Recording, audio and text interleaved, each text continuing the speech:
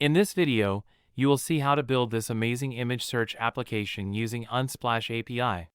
As you can see, I have search box displayed here, where I can type any text to search for images, let's say person with computer. And when I press enter key, we're fetching all images for this particular search term. We're also displaying pagination to see next set of images, and also previous set of images using previous button.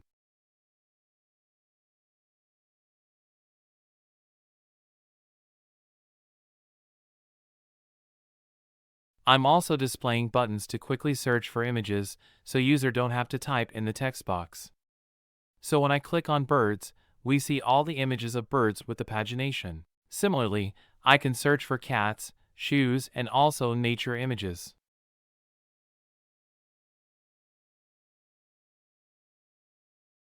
For getting the images, we're using Unsplash Stock Image Website API. This is the most popular stock images website. To create the project, we can execute npm create Vite command to create Vite.js application. You can give any name for the project.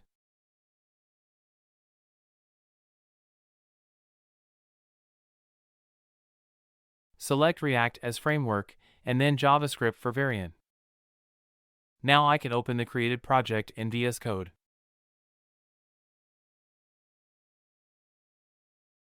Now, we need to install all the packages from package.json file using yarn command.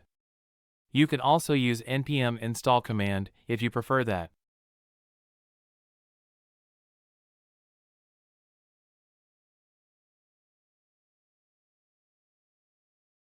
It will install all dependencies and dev dependencies, and node_modules folder will be created. Once the installation is done, we can execute dev script using yarn dev or npm run dev command. If I click on the application URL, you can see this is the default Vite.js app created. Now, we will remove the extra code. I will remove the app.css file. And in app.jsx file, I will remove the unnecessary imports. And I will import index.css instead of app.css. For now, I will just display hello on the screen.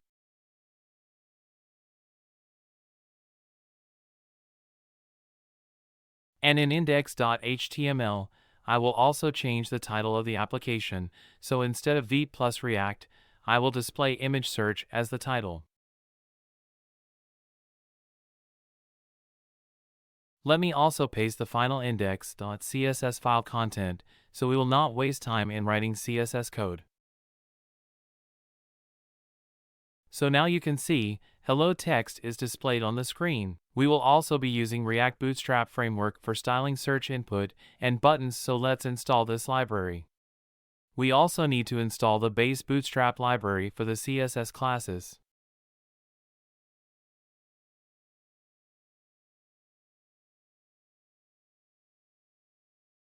So we can execute yarn add bootstrap and React Bootstrap. You can also use npm install instead of yarn to install these packages.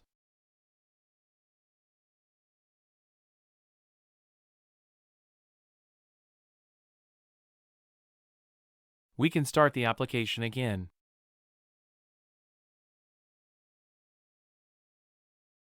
Now, for using the Bootstrap CSS, we first need to import the Bootstrap minified CSS file before any of our own CSS files. In our case, we need to import before index.css file. This file is present in the node_modules folder under the Bootstrap folder. Always use minified CSS file instead of non-minified file, as it will load faster.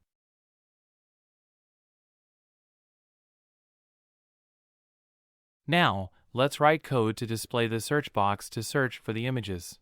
So as you can see in the final version, we have a header, search box, and buttons displayed. So let's add code for that. So let's add a class of container to this div. Container is a Bootstrap class to center align the text.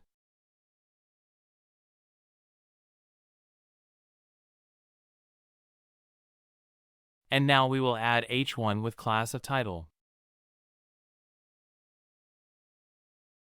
And we will display image search text inside it.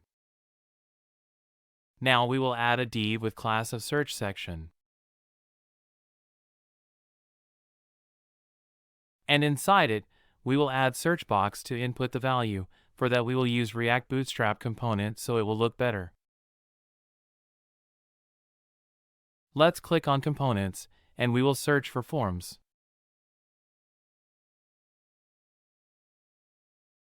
So we just want an input field to be displayed without any label. Let's copy this line of code.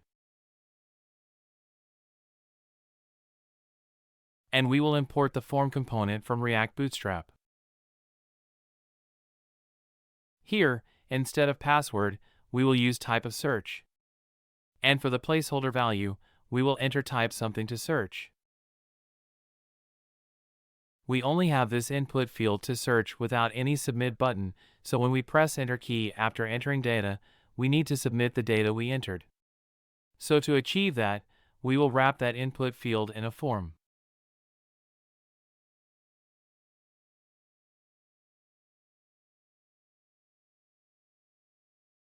This form component will be finally converted to HTML form tag, so when we hit enter key for any of the input field inside the form will be automatically submitted. Now if you check, you can see input field is displayed, but it's a bit small, so let's add a class to make it look better. I will add a class of search input. All the classes we're using are already created in index.css, so we will not waste time in writing CSS code. Now you can see, it looks better. And to store the data entered in this search box, we will use ref in React instead of using state. Because, if we use state, then on every character typed in the input field, the component will re-render and we only have one input field, so we will use ref instead of state. To create a ref, we will use useRefHook from React package and we will assign a default value of null to it.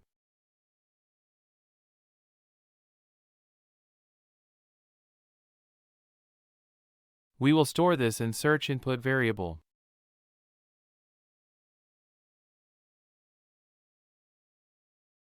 And now for the input field, we will assign ref equal to search input. Now let's add onSubmit handler to the form and we will create handle search method to handle that submission.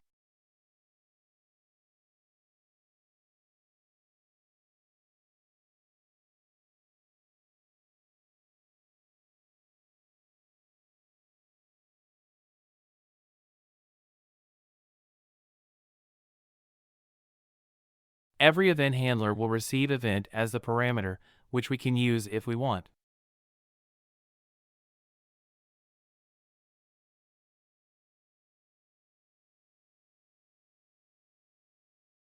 Now if I press enter key inside the search box, you can see that the entire page is getting refreshed. So we can use prevent default method of event object to avoid page refresh. And now even if I press enter key, page is not getting refreshed.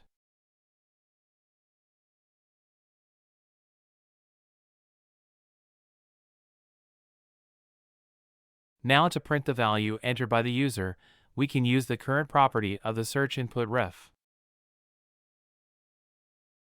The current property points to the input field to which we assign the ref. So if I open the browser console, and if I enter hello as the text, you can see the actual input element in the console. And each input field has a value property, so we can use the current.value to get the actual value entered by the user. So now, if I enter shoes and press enter, you can see the value displayed in the console. And page is not refreshed. If I enter cats, that also gets displayed in the console. Now we're able to get the entered data.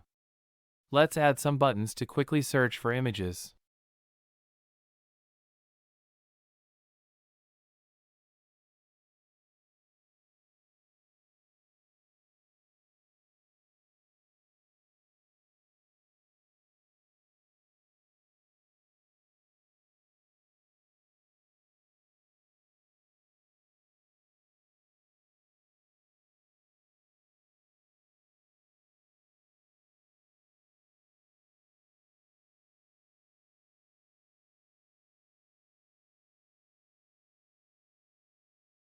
Now you can see the buttons displayed on the screen.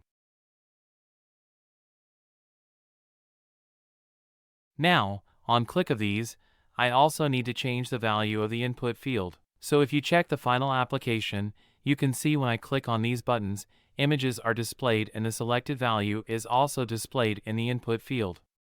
So now when I click on the button, I need to display this value in the input field. Let's add an onClick handler to each div. And we will call the handle selection method by passing the selected value.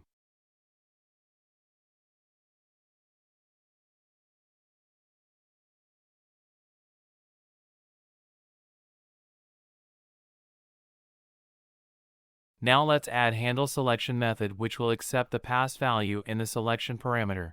And here we can say search input.current.value equal to selection.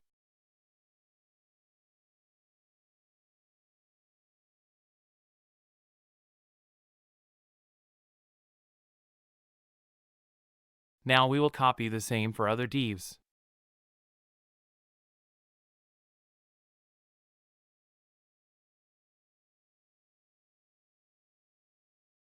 And if you check now, you can see the selected value is displayed in the input field. And you can also type in the input field to search for any image with that matching text. Now to get the actual images, we need to use the Unsplash API. Click on the first search result. And if you don't have any account, you can register as a developer and enter all the required details. I already have created an account, so I will log in with my credentials.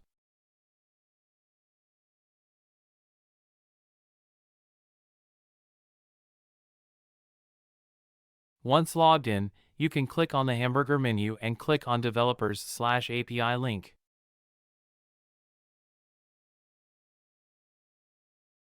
Click on View the documentation. And this search photos by keyword API we will be using.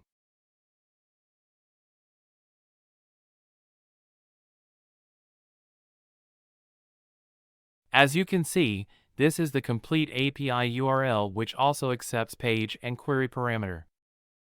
So let's create a global variable to store that URL.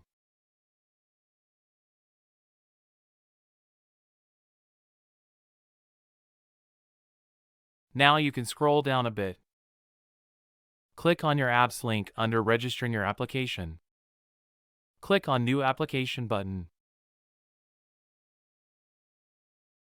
Select all the checkboxes and click on Accept Terms button.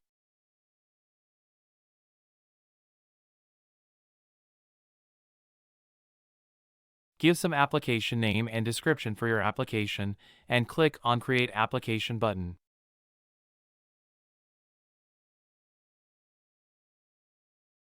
As you can see, you can make 50 API requests per hour using the generated API key. So we need to use this access key in our application to call the API.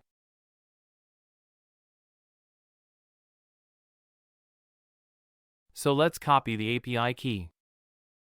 Never store your API key directly in the code like this. Even though it's a public key, when you push the code to GitHub, anyone can directly see it. So to store the API key, create a .env file in the root of your project. As this is a Vite.js application, you need to start the API key name with Vite_, and then add the name you want.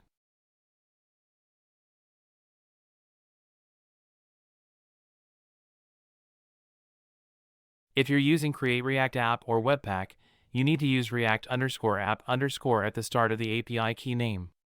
But as this is Vite.js application, you need to use Vite_ to start the API key name, only then your API key will be accessible in the application. Also, don't forget to add .env file entry in .gitignore file to avoid pushing this file to GitHub. So let's see if we can access that API key. If you're using Create React App or Webpack, you can access the API key using process.env.name of the API key. But as this is Vite.js application, so to access it, you need to use import.meta.env.api key name.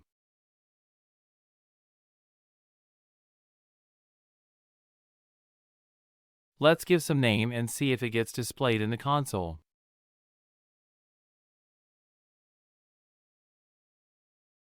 As you can see, it's correctly getting displayed. Let's see the documentation again to identify what need to be passed for the API. So the API URL accepts query parameter, the page number to get images from, default is page 1, and also per page how many images to display.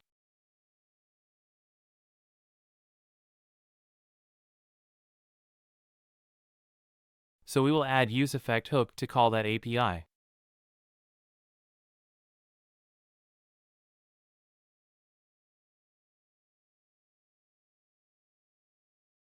We will declare getImages function here, and we will make it async, so we can use async await syntax. And we will call this function here. Now, let's install Axio's npm package so we can make API call. You can also use npm install command instead of yarn add.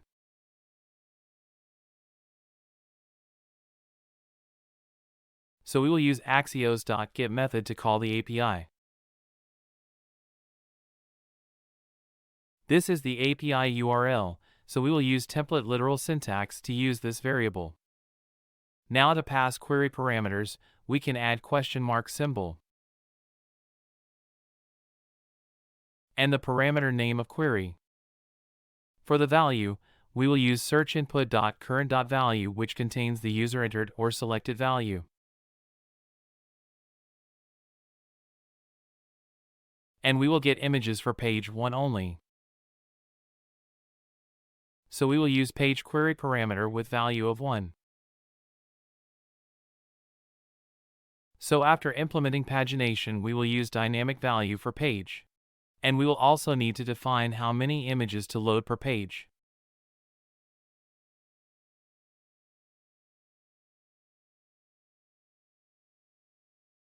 So we will declare a constant to indicate that count.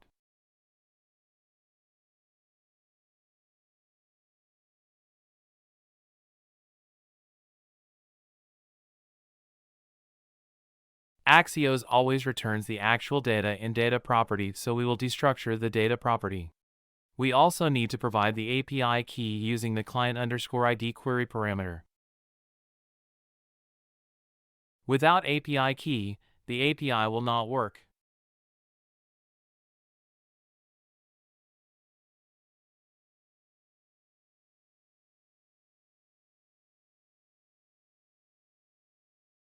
If you don't want to destructure it here itself, you can store that in a variable, and will log the result.data property.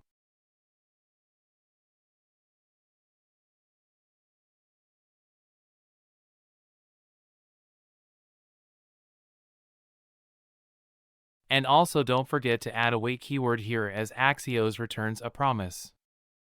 Also, whenever using await keyword, always wrap that code in try-catch, so if the promise fails, your application will not break.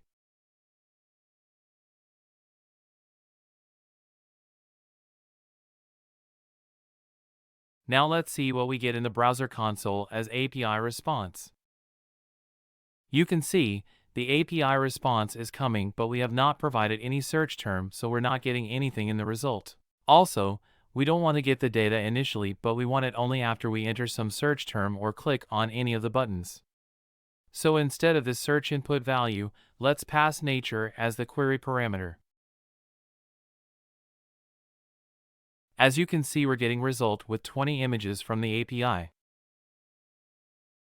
But we don't want to hardcode the value. Instead, the API should be called with our query when we click on any of the button or enter some value in the input field. So instead of adding a function in useEffect hook, let's create the function outside useEffect. I will call it fetchImages.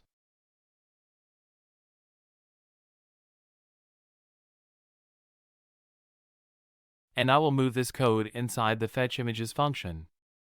Let's make this function async so we can use await inside it. Now we can remove the useEffect hook. And we can call this fetchImages function from inside the handleSelection method when we click on any of the option.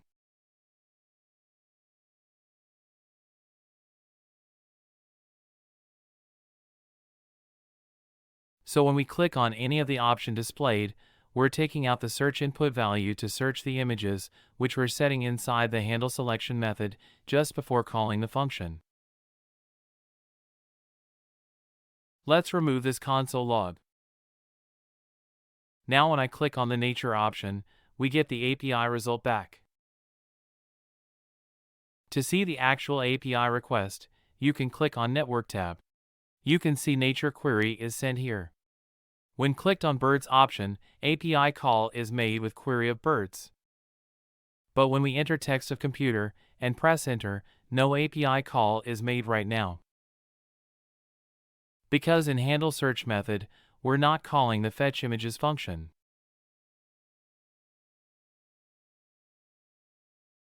And now, if I press enter key after entering text, you can see the API call is made correctly.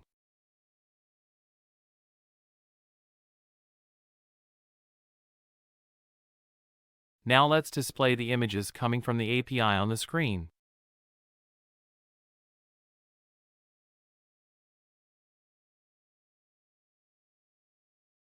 But before displaying, we need to store that data in the state. So let's destructure the data property directly.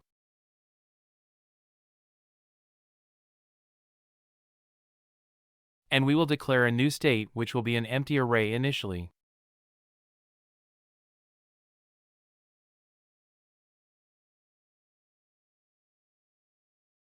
And we will name it images.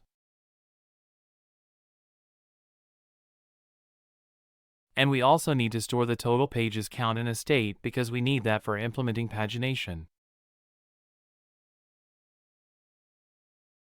So I will create a new state with name of total pages.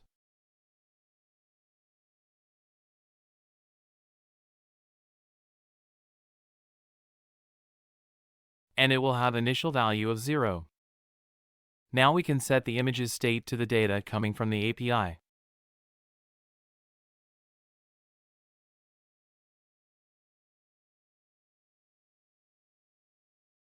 The image data is coming in results property, so we should set it to data.results.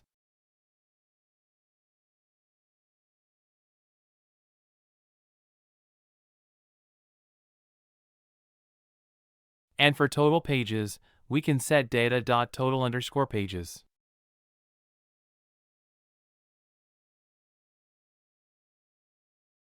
Now we can render those images on the screen using array map method.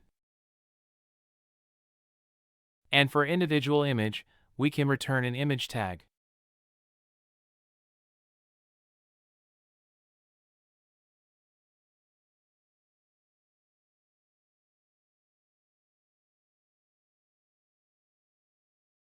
If we check the individual result, we can see it contains URLs property with image of small, regular, and thumbnail size. So we will use small image for the src attribute value.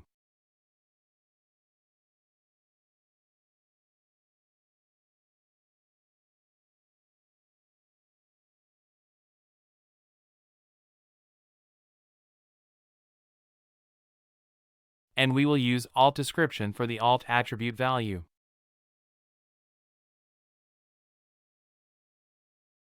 As we're using map method, we also need to provide a key prop. To provide unique key, we can use ID property of the individual image.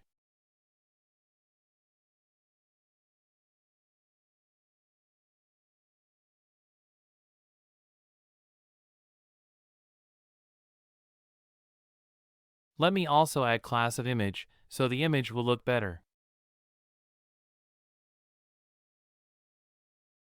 Now, if I search for person, you can see person images displayed correctly. If I click on birds, we see birds images, so it's working perfectly. You can also write this in another way. Instead of adding return statement and curly bracket, we can use ES6 implicit return syntax to return the JSX directly like this. So instead of adding return statement with curly bracket, you can just add round bracket and write the JSX which you need to display. Now let's display pagination with next and previous buttons.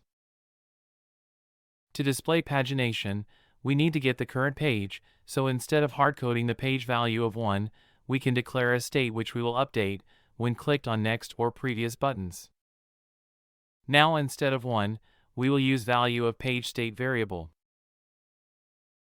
Now page has an initial value of 1.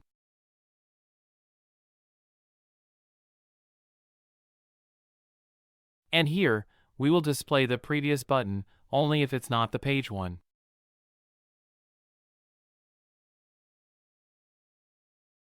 We will use React Bootstrap button component here.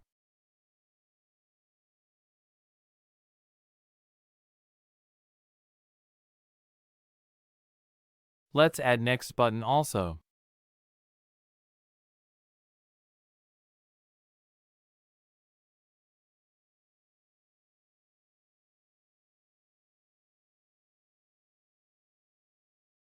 And we want to display the next button only if it's not the last page. So here we can add a condition to check if the current page is less than the total pages count.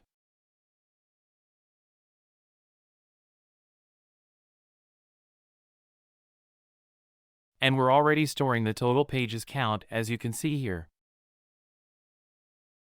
Now if I search for something, we can see the next button. But when I click on the button, nothing is happening. Because on click of this button, we're not doing anything. So let's add an on-click handler for the buttons. When we click on previous button, we can decrement the value of page state variable.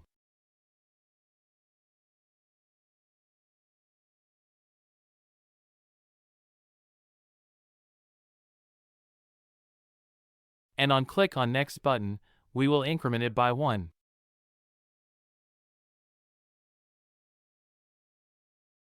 Now let's console log the value of page so we can see when it changes.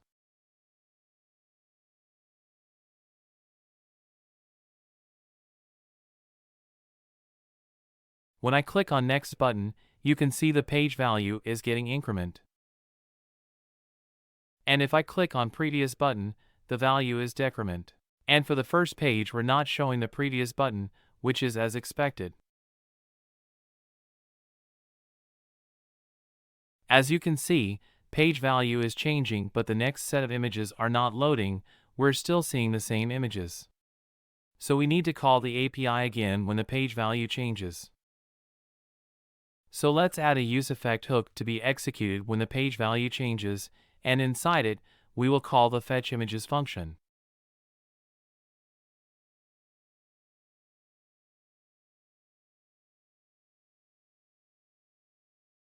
So whenever the page value changes, we get images for the next page returned by the API and we display the next set of 20 images on every button click.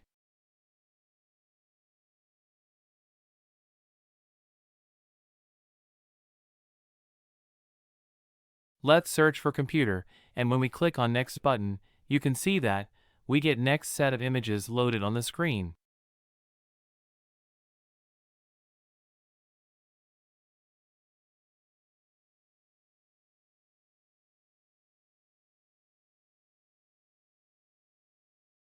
So when we click on next button, we're making API call to fetch images for page number 3.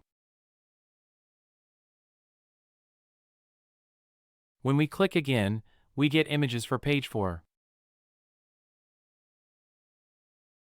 But if we search for another term,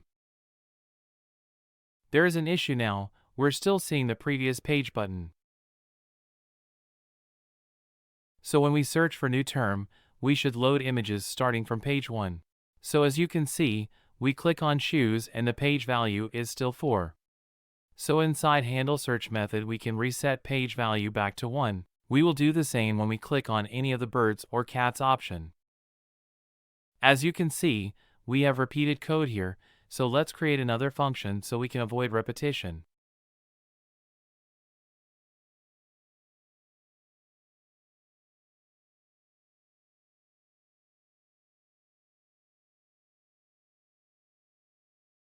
And we will move this code inside that function.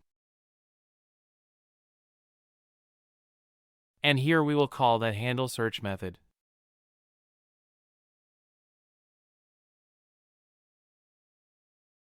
Oh, we already have function with the same name, so let's call it resetSearch.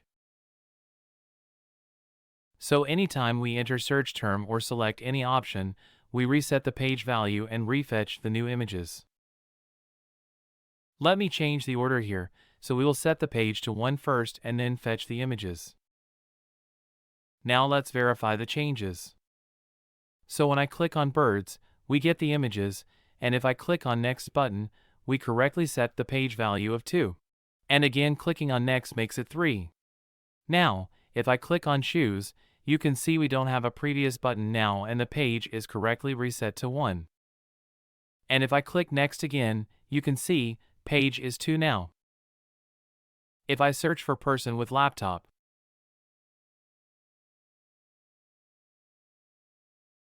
we correctly get the data, and I can click on the next button to see the next set of images. So everything is working fine and as expected. But there is one issue. Whenever you're working in React application, always make sure you have installed ESLint extension. What it does is, it reads your ESLint configuration file and suggests fixes for issues in your application.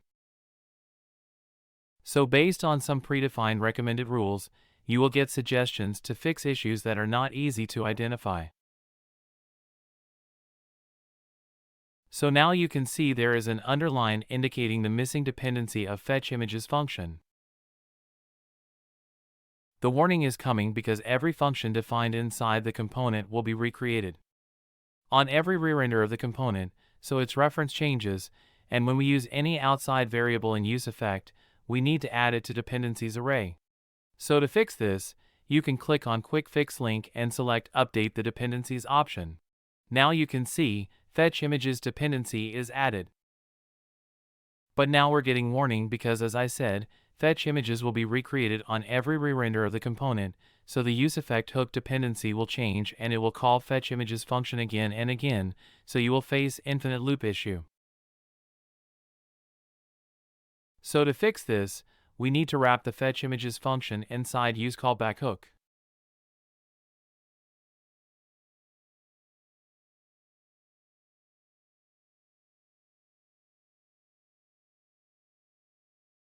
And we will add empty dependencies array. Now we need to add page as the dependency as its external variable for useCallback hook. So whenever you're using any outside variable in useEffect, useCallback or useMemo, you need to declare that as a dependency, so whenever that dependency value changes, your effect will be executed again. To fix this warning, you can manually add that dependency or click on Quick Fix link and update the dependencies.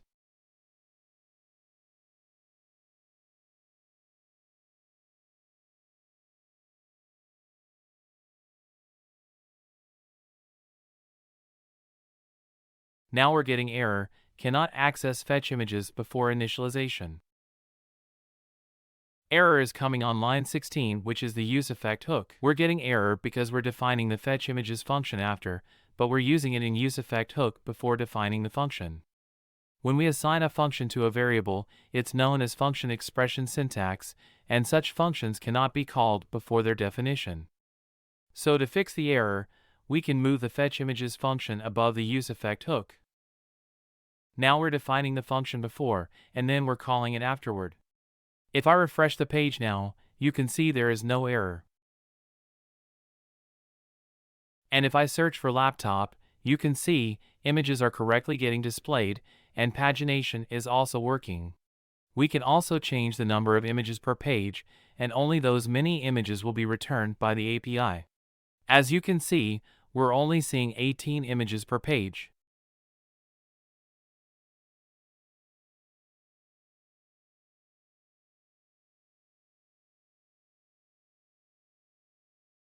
So right now, as you can see, even if I don't enter any value in the search box and press enter key, we're still making API call, which is not good, because we're not sending any query input to the API.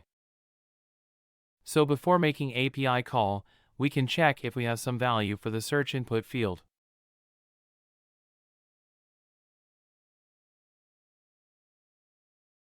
So only if value is present, then we will make API call. Now with this change, if I press Enter key, you can see no API call is getting sent, so I'm pressing Enter key in the input search box right now, but no API call is made, which is good thing.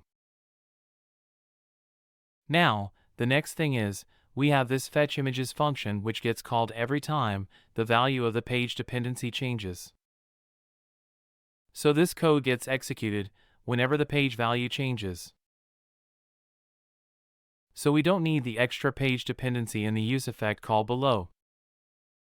We don't need to remove this useEffect hook because whenever the page value changes, the fetch images function reference will change, and whenever that function reference changes, we're calling the fetch images function again.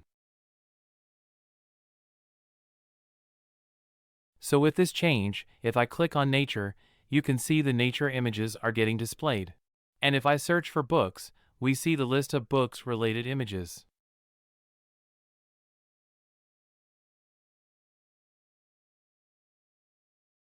So that's the second thing we improved. Next thing is we're not showing any error feedback to the user. So what if the API call fails? We're not getting any error message on the screen right now if there is some error. So if I enter wrong API URL and search for anything, you can see error message in the console, but on screen we're not showing anything.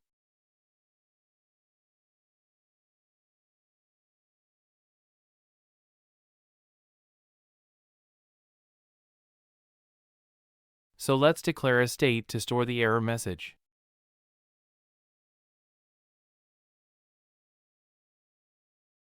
Initial value of error message will be empty string.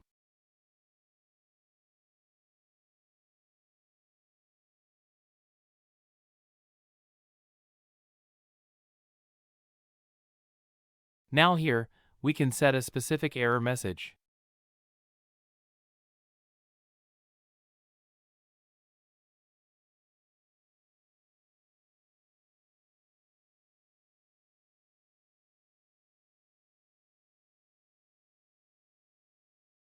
And before making the API call, we will clear that error message. So if the API call fails, inside catch handler the error message will be set again. Now let's display that error message on the screen after the heading.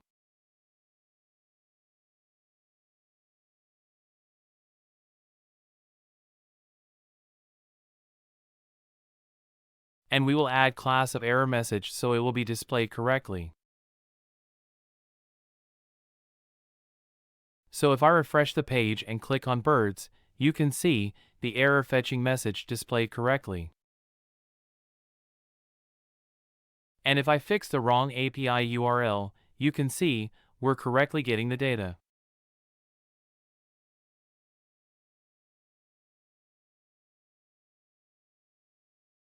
So that's it for this application. I hope you learned a lot from this video. If you found this video useful, do like it, and don't forget to subscribe to the channel.